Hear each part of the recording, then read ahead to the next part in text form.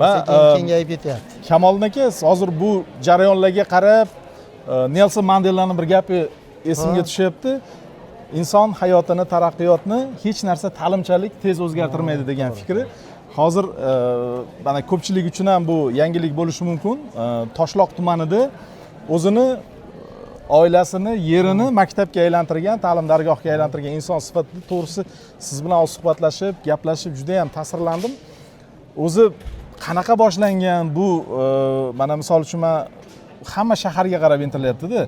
Biznesimni shaharda boshlasam, boy odamlar shaharda yashaydi, puldor odamlar shaharda yashaydi deb ayniqsa maktab ochmoqchi bo'lgan tadbirkorlar doim markazga qarab shoshganda, siz mana biz qishloqqa kirib kelyapmiz, men o'zim keyin ikkilanib qoldim, o'zi qayerga kelyapmiz degansiz. Lekin birdaniga qishloqni bag'rida Beruniy degan xususiy maktab duch kelishimiz bilan birdaniga fikrim o'zgardi va aynan yer oddiy hovlini, ya'ni oilani yeridan boshlaganman. Shu maktabni shu oilaviy yerimizga qurganmiz dedingiz. Qanaqa fikr, g'oya qanaqa paydo bo'lgan? Bizda g'oyani paydo bo'lishi avval bu biznes bo'lmagan. Maqsad shu bolalarni o'qitish bo'lgan. Sabab shu o'qituvchilik kasbini sevganimiz uchun o'zim va oilamiz bilan birgalikda shu sohaga kirganmiz. Sekin-sekin 2 ta o'quvchi, 3 ta, 5 ta, 10 ta qolgan shu ta'lim dargohlaridan farqli ravishda men asosiy maqsad shunaqa bo'lganki, o'qitayotgan o'quvchilarimiz orqali butun O'zbekistonga chiqish va bundan tashqari shu dunyoga chiqish bo'lgan. Maqsad shunaqa bo'lgan. Endi uning uchun bolalarni albatta yaxshi o'qitish kerak bo'lgan. Ko'proq bilim berish kerak bo'lgan. O'sha paytda boshlagan bo'lsak, 2001-yildan boshlagan bo'lsam faoliyatimni, u paytda kurslar, keyin dars o'tish, repetitor o'qitadigan ustozlar haftada 3 kundan dars o'tardi va 2 soatdan darsga borib kelinardi xolos. Bizda qishloqda o'qitish, bolalarni shu maktablarga olib kelib, joylab, yotoqxona bilan ta'minlab o'qitish bizga ko'p effekt bergan. Sabab bola 24 soat o'zimiz ixtiyorimizda bo'lgan. Sekin-sekin rezultat bo'lgandan keyin shu oldimizdagi maktabni ijaraga olib, foydalanib o'quv markazi sifatida ishladik. Sekin-sekin mana prezidentimiz tomonidan shu yoshlarga va ta'limga bo'lgan e'tibor xususiy maktablarda ochilishiga yo'l ochildi, ochilishiga imkon bo'ldi. Shu sabab bo'lib ochildi. Endi bu yerda zo'r tomoni to'g'ri endi qishloq, lekin juda ko'p fokusni chalg'itadigan narsalardan xoli. Bolani bu yerda fokus chalg'imaydi. Masalan, hech qanaqangi zavod, fabrika yo'q. Transport vositalari qatnovi yo'q. Mana qishloqning bir chekkasida tabiatda zo'r shopping sentrlar yo'q. Hech qanaqangi bolani faqat bilim olish uchun yetarli hamma sharoit bor. Kamoliddin aka, men siz endi shuncha yillardan beri yoshlar bilansiz. Bularni mana o'zingizning eng katta motivatsiyangiz nima hayotda yoki bu bolalarni nima ushlab turibdi bu joyda? Men aytayapsiz, shahar markazidan eng yaxshi bir oilaviy sharoitlarni tashlab kelib, shu joyda o'qiyotgan ekan bolalar. Bu nima ushlab turibdi? Bu yerda meni birinchi bo'lib menga motivatsiya beradigan narsa har qanaqangi xarakterdagi bolani bir maqsadda bitta joyga to'plab va o'shani maqsadiga erishtirish mumkin degan narsa menga motivatsiya beradi. Va bu shu 25 yillik faoliyatim davomida isbotlangan narsa. Har qanaqangi xarakterdagi bolani o'zgartirish mumkin. Bu menga faxr beradi. Mana birinchi o'qitgan shogirdlarimiz hozir katta-katta doktor xususiy klinikalar ochgan, juda ko'p shogirdlarimiz mana Germaniyada ishlayapti. Ispaniyada borib fan doktori bo'lgan shogirdlarimiz bor, tibbiyot yo'nalishi bo'yicha. Bularning hammasi menga motivatsiya beradi. Endi o'quvchiga nima motivatsiya beradi desa, meni o'zimning hayotim o'quvchiga motivatsiya beradi. Chunki men oddiy dadam qorovulchilik qilgan, ayam madikorchilik qilib yurib bizni o'qitishgan. Siz mana shu dalalarda qo'y boqib yurardim deb hozir atrofimiz dala.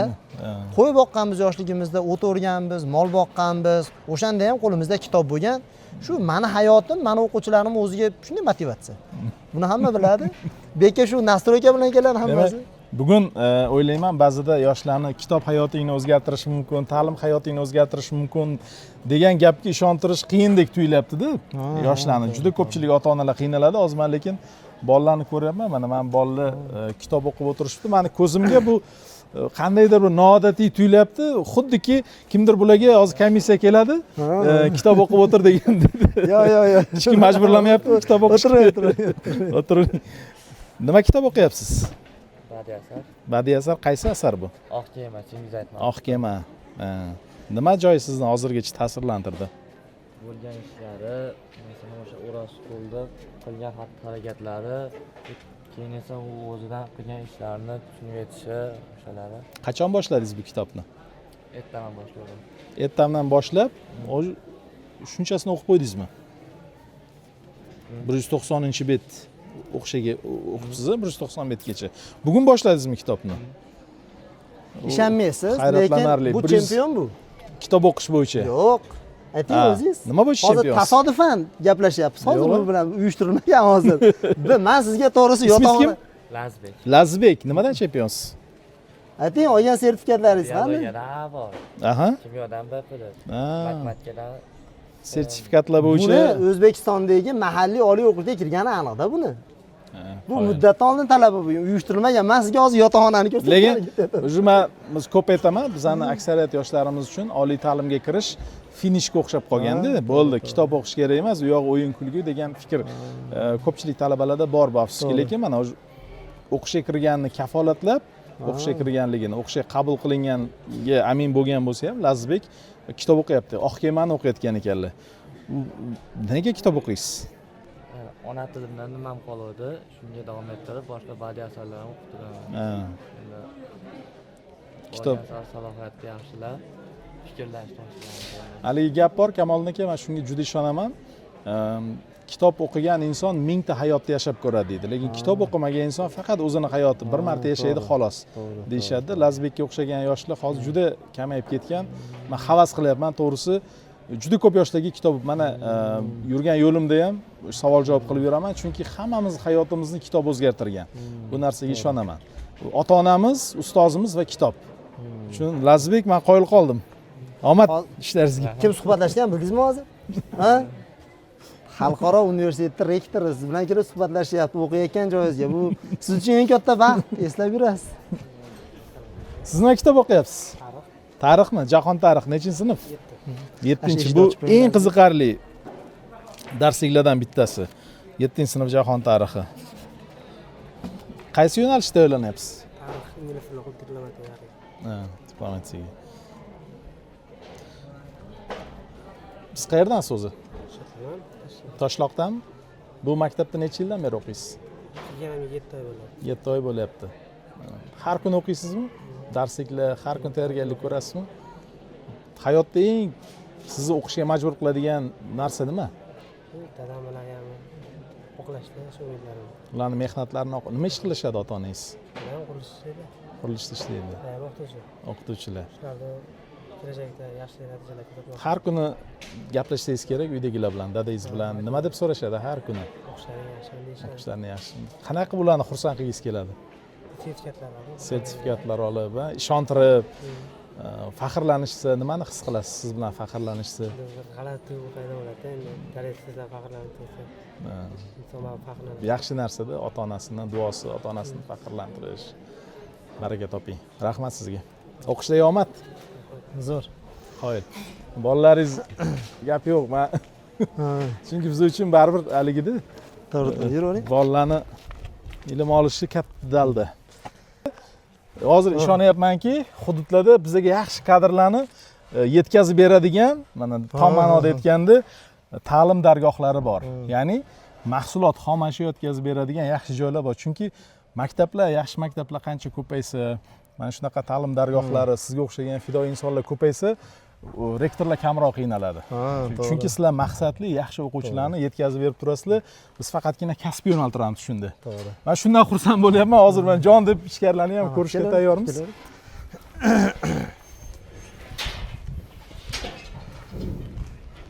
Ana. Hormang. Salom. Yaxshimisiz? Charchaymizmi? Hali bitta gap bor, ta'limga xizmat qilgan odam bu dunyoda ham juda katta ne'matga ega bo'ladi deydi. Sog' bo'linglar. Xayrli bo'lsin. Mana bu birinchi qavatimiz. Mana kelavering. Endi xonalar bo'linyapti bir boshdan. Bo'linyapti. Hormanglar. Assalomu alaykum. Yaxshimisiz? Holat. Endi bet hozir 400 o'rinli yotoqxona tushyapti. 400 o'rinli. 400 o'rinlik 1,5 oyda bu yerda ustalarimiz bitkizib berishadi. Yana bino qilgani joyimiz ham bor, sharoitimiz, imkoniyatimiz bor. Maqsad nima endi? Maqsad bola 24 soat o'zimizni oldimizda bo'ladi. Ularga bilim berishimiz osonroq bo'ladi. Rezultat tezroq ko'rinadi. Keyin ota-ona ham shu xotirjam bo'ladi-da. Eng uzoqdan kelgan o'quvchingiz hozir qaysi viloyatdan? Eng uzoqdan kelgan o'quvchingiz? Termizdan-da, eng uzoqdan. Termizdan. Ha. Endi vodiy hammasi endi o'zimizda, Farg'ona. 1000 kilometrdan oshadi. Termizdan kelib o'qiydi. Qo'y. Shunaqa. Bu taraf endi xuddi shunga o'xshagan. Bu demak, Yurib chiqaveraylik. ana.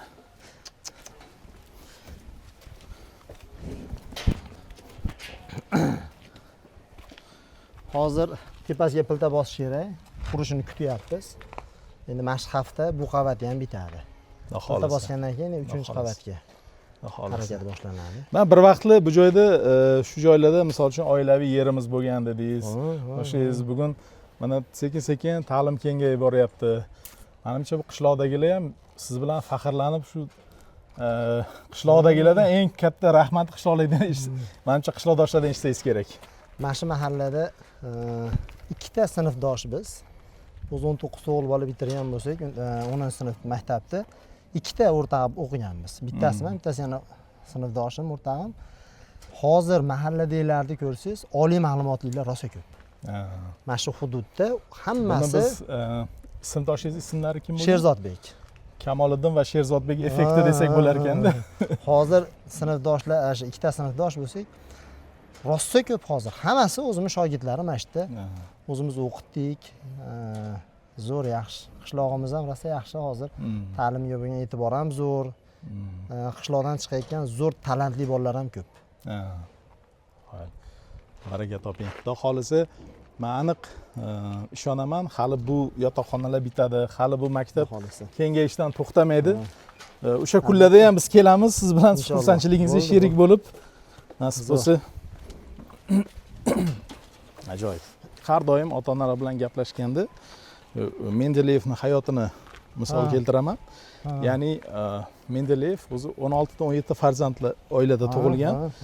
Shuni yoshligida otasi o'tib ketadi, fabrika yonib ketadi. Ona bor pulini to'playdi-da, Moskvaga o'qishga olib boradi. Sibirdan 1000 kilometr yo'l bosib o'qishga olib boradi. U oqsuyak bo'lmaganligi uchun Moskva davlat universiteti uni qabul qilmaydi. Mendeleyevni. Ona keyin nima qilishni bilmaydi. Farzandining hujjatlarini oladi, birga yana 1000 kilometr yo'l bosib Peterga boradi, Sankt-Peterburgga boradi. Shu yerda pedagogika universitetiga o'qishga topshirib, bolasini joylab, o'zi keyin xotirjam uyga qaytadi. Qarang, shunday inson birgina onani fidoyiligi qanchalik natijaga ilm fanni o'zgartirib yubordi. Mendeleyev misolida. Men so'ramoqchi bo'lganim, ota-onalar bilan qanaqa ishlaysiz yoki ota-onalarning fidoyiligini bugun qanaqa baholaysiz? Mana men ko'pincha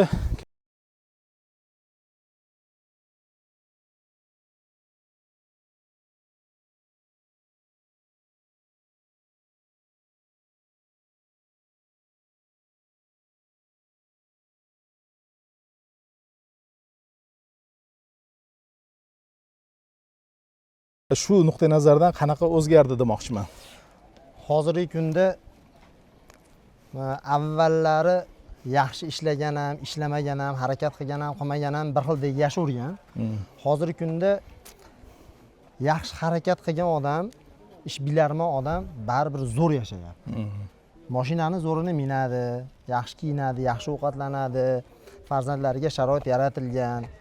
Endi hamma sohani ham olib qaraydigan bo'lsangiz, muvaffaqiyatga erishayotgan insonlarning hammasini orqasida chuqur ilm turibdi. Ilm, kitob, hop, ziyoli inson bo'lish. Shuning uchun hamma ota-ona tushunyaptiki, muvaffaqiyatli inson ham, muvaffaqiyatsiz inson ham, qo'pol qilib aytganda boy ham, kambag'al ham, taksist ham, prokuror ham, ichki ishlar xodimi ham, hokim ham, hamma inson borki, hammasi bolasini birdek o'qishga harakat qildiryapti. Endi erta ilm olishda mani imkoniyati bor edi bolasi, mani imkoniyati yo'q edi bolasi deyilgan narsa yo'q. Ilmda, darsxonasida o'qituvchi uchun hamma teng, birdek. Ota-onalar harakat qilyapti, hamma zo'r, men xursandman. Qiynalsa ham, lekin men qiynalib o'qityapman bolam sana demaydi. Bola o'shani his qilyapti. O'zimiz guvoh bo'ldik-ku. Bola his qilyapti. Va bizni maktabda yaxshi tomoni, hop, hammaga bir xil forma kiydiramiz, hamma bir xil darsda o'tiradi. Kimni farzandi bo'lishidan qat'iy nazar bizda hamma teng huquqli. Teng huquqli. Kimgadir e'tibor ko'proq, kimgadir e'tibor kamroq bo'lmaydi. Hammaga bir xil e'tibor va ota-onalar ham xursand. Aksincha ota-onalar shu muvaffaqiyatga erishgan ota-onalar, imkoniyati keng ota-onalar hammasi aytadiki, farzandimni olib kelyapti, farzandini ustoz deydi, erkalatmanglar deydi. Qattiq turib o'qitinglar deydi. Bu uyimda sharoitim bor, bu uchun hamma imkoniyatlarni qilib berganman, lekin bu yerda teng, qiyinchilikni ko'rsin, musofirda yashasin, o'qisin, o'rgansin. Mana qiynalib o'qiyotgan ota-onani farzandini ko'rsin deydi, tashlab ketadi. Men bu hozir ko'zimga o'rmonday ko'rinyapti, juda chiroyli joy. Bu hali bolalar uchun ham ko'p, hali o'qib birpas aylanib kelsa ham juda yaxshi, kislorodga boy joy ekan. Miya namolatda bu yerda, salqin, qo'shimcha darslar bo'ladi bu yerda. Chiroyli joy. Hop, bolalar chiqib vazifa qilishadi. O'ta salqin. Qarang, shovqin yo'q. Maza qilib o'qiydi bu yerda. Hech qanaqangi shovqin, xayolni buzadigan narsa umuman yo'q bu yerda. Haligi yaxshidan bog' qolar deydi. Odam ko'zi yashillikni ko'rib juda xursand bo'lyapti. Tinch, shovqin yo'q. Shaharda ham ishlaganmiz. 15 yildan ortiq shaharda ishlaganman. O'quv markazlarida, xususiy maktabda faoliyat yuritganmiz. Shaharda qandaydir bolani e'tiborini tortadigan, bolani chalg'ituvchi vositalar ko'p deb o'ylayman. Balki noto'g'ri aytayotgandirman, bu mening shaxsiy fikrim. Bu yerda unaqa narsa yo'qdi. Bola chalg'imaydi. Bola kitob o'qiydi, yotoqxonasiga kiradi, ovqatlanadi, uxlaydi. Nima kerak? Telefon kerakmi? Internetdan foydalanish kerakmi? 100% imkoniyat bor. Hamma xonalarimiz kompyuter bilan jihozlangan. Zamonaviy texnikalarning hammasi bor, elektron doskalar, kompyuter, undan tashqari internet tizimi 100%. Endi ota-onalar bilan bola to'g'ridan to'g'ri bog'lanish mumkin, xohlasa ko'rishib gaplashadi. Zo'r, qishloq, lekin bolani ilm olishi uchun hamma sharoit bor 100%. Birinchi bitta o'quvchi o'qitganman, o'zim 83-yil bo'lsam, u shogirdim 85-yil o'quvchi bo'lgan, qiz bola bo'lgan.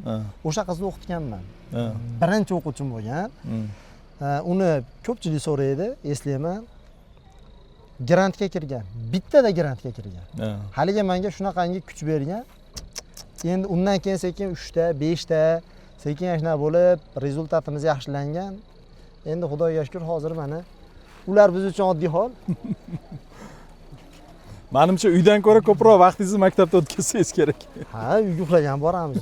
Nafaqat men, butun oilam, oilaviy hammamiz. Oilaviy ishlaysizlar, oilaviy ham. Bolalar ham shu joyda. O'g'lilarim ham shu yerda o'qiydi, ayolim narigi maktabda hozir.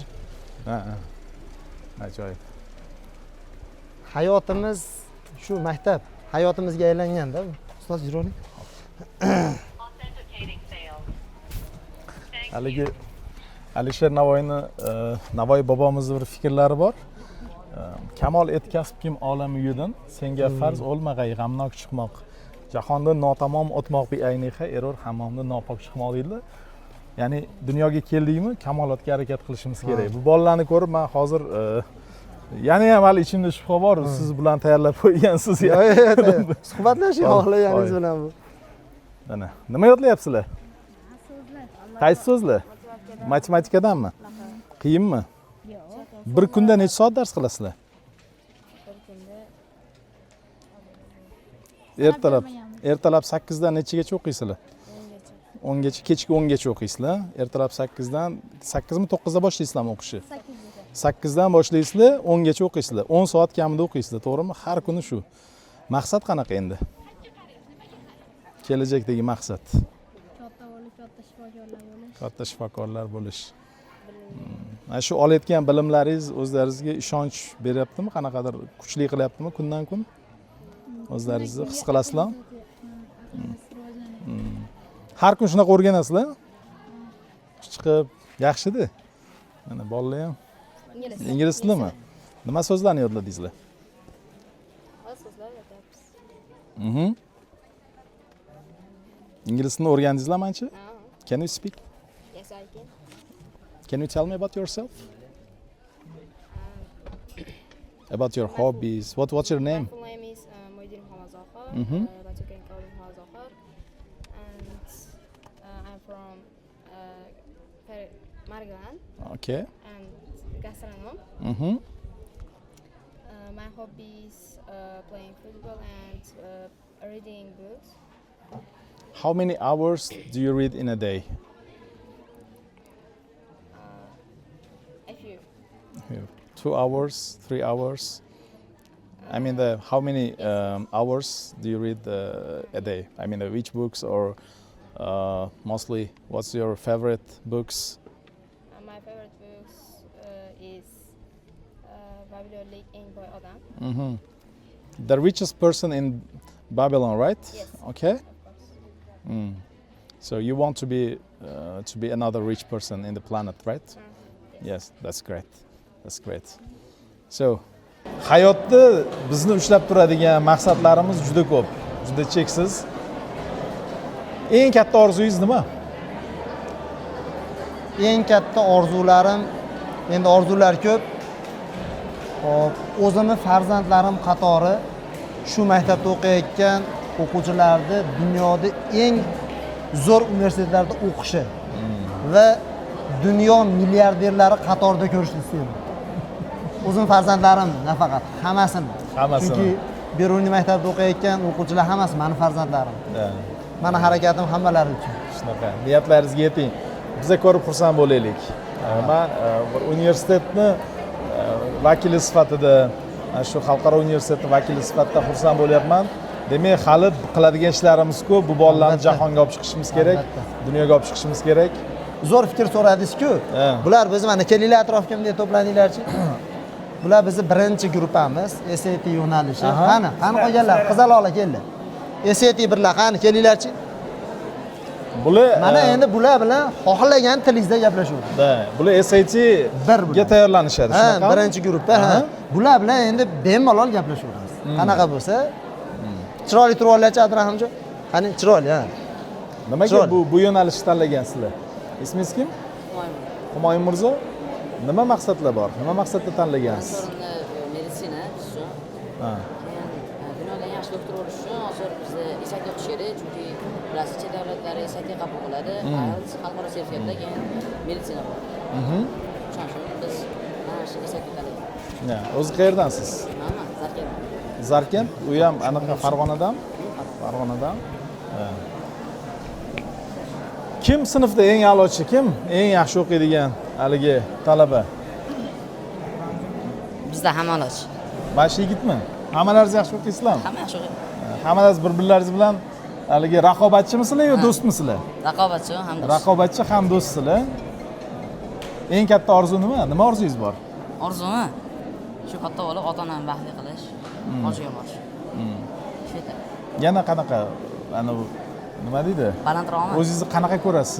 Balandroq haligi. Bundan balandi yo'q endi ota-onani rozi qilishdan ko'ra. Xususiy orol sotib olish. Xususiy orol sotib olish. Orol sotib olish. Qayerdan sotib olmoqchisiz orolni?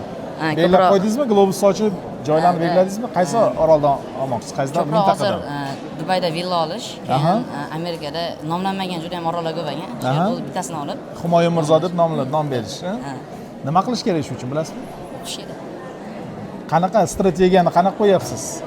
Mana u uchun pul ko'p bo'lishi kerak, to'g'rimi? Ko'proq pul topish uchun nima qilmoqchisiz? Bugun nima qilyapsiz? Bugunmi? Doim disiplina bilan ishlash kerak, intizom. Hammasi bo'laveradi. praktik vaqtida qilish kerak, o'qish kerak, vazifa inson. Yaxshidi. Men aytganim, misol uchun maqsadni kattaroq qo'ying deganim, mana Polo brendi bor. Polo brendi asoschisi maktabda orzular haqida insho yozishganda, o'shanda Polo brendi asoschisi orzusi milliarder bo'lish ekanligini yozadi va uni hamma o'qib beradi inshosini maktabda. Bolalar o'qib berganda, u shu orzusini aytganda, dunyodagi eng boy milliarderlardan biri bo'laman deganda, hamma ustidan kulgan ekan. Shuni, shu insonni. Jon Lawrence adashmasam, anaqasi familiyasi. Mana shu odam aytadiki, yillar o'tgandan keyin aytadiki, meni bu orzumga bir vaqtlar hamma kulgan, bu orzum ustidan, meni ustimdan. Lekin oxir oqibat men shu orzumga erishdim deydi. Shuning uchun u qanaqa strategiya qiladi bilasizmi? O'qib yurgan vaqtida boylar ko'p boradigan joyga boradi. Boylar o'shanda eng ko'p qayerga borgan? Boylar eng ko'p haligi ipodromlar bo'lgan, ot choptiradigan. Polo. Polo. Shuning uchun Polo. Shuning uchun Polo brendiga asos qo'y. Ya'ni u o'zi kambag'al oiladan chiqqan bo'lgan strategiya, nima strategiya qilyapsiz deganda shuni so'rayapman sizdan. U milliarder bo'lishni o'ylagan, lekin milliarder bo'lish uchun ham bir strategiya kerak-ku. Kitob o'qish. U misol uchun keyin o'ylagan, boylar qayerga ko'p boradi?